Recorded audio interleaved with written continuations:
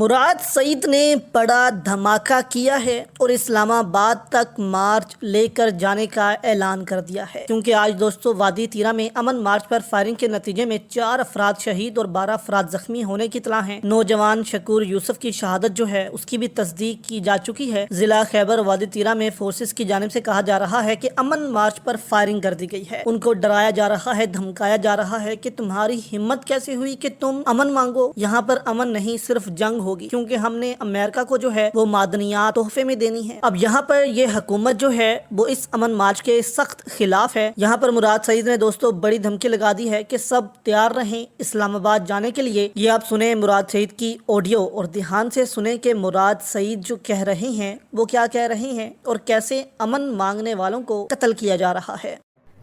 السلام علیکم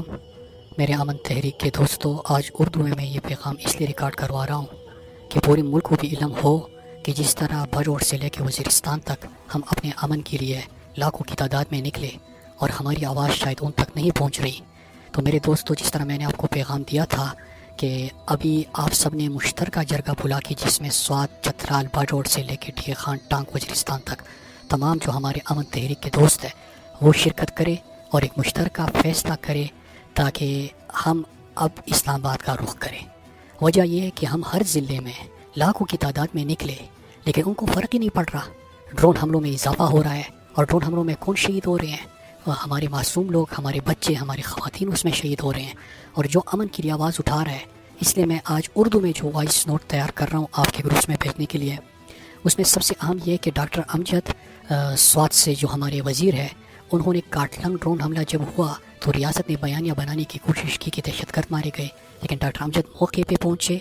آپ کو دکھایا، پورے پاکستان کو دکھایا کہ وہاں پہ سوات گجر برادری کے تعلق رکھنے والے معصوم، ہمارے 10 معصوم اس حملے میں شہید ہوئے، ایک ہی خاندان کے۔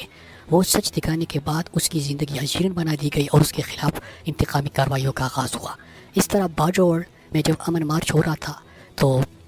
گلظفر کی غیر موجودگی میں ڈاکٹر حمید نے، انور زیب خان اور دیگر ساتھی بھی تھے، لیکن ڈاکٹر حمید نے اس میں بھرپور کردار بھی ادا کیا، اس کے گھر پہ بم حملہ ہوا۔ اس طرح مومن کے ہمارے جو دوست ہیں، جب انہوں نے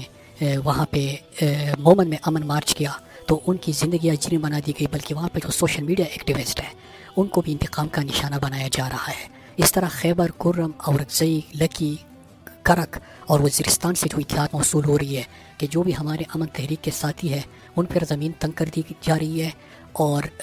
ان کو انتقامی کارروائیوں کا نشانہ بنایا جا رہا ہے۔ پہلے ان کو ڈرانے کی کوشش ہوتی ہے، اگر نہیں ڈرتے تو پھر ان کے خلاف کارروائیاں شروع ہوتی ہے، اور اس سے بھی اگر وہ نہیں رکتے اور امن کا سفید پرچم ان کے ہاتھ میں پھر بھی ہوتا ہے تو ان کو ٹارگٹ کلنگ، بم حملے، ڈرون تک ان کا پیچھا کرتے ہیں اور اس سے بھی ان کو نشانہ بنانے کی کوشش ہوتی ہے۔ تو وہ چیز واضح ہے، جس طرح میں پہلے دن سے کہہ رہا تھا کہ یہ امن کی ہر آواز کو اور جو بھی لوگوں کو اکٹھا کرتے ہیں ان کو نشانہ بنا رہے ہیں، کیونکہ انہوں نے نئی جنگ کا فیصلہ کر لیا ہے۔ اب جو چیزیں سامنے آ رہی ہے، جو ہم نے کہا تھا وہ بھی واضح طور پہ آ رہا ہے۔ کیسے کہ یہاں پہ لوگ اس کے خلاف ہیں، لوگ نئی جنگ نہیں چاہتے، لوگ امن چاہتے ہیں، لوگ خوشحالی چاہتے ہیں، لوگ ترقی چاہتے ہیں، لوگ خودداری سے جینا چاہتے ہیں، ڈرون حملے روکنا چاہتے ہیں، لیکن یہ کیا کرتے ہیں، بے شرمی سے بیان دیا جاتا ہے کہ ڈرون تو ہم جاری رکھیں گے۔ ابھی آپ ہمیں بتا دیں کہ ڈرون میں کون سا آپ نے دہشت گرد مارا ہے؟ کاٹلنگ میں ڈرون حملہ کیا، وہاں پہ سوات کے معصوم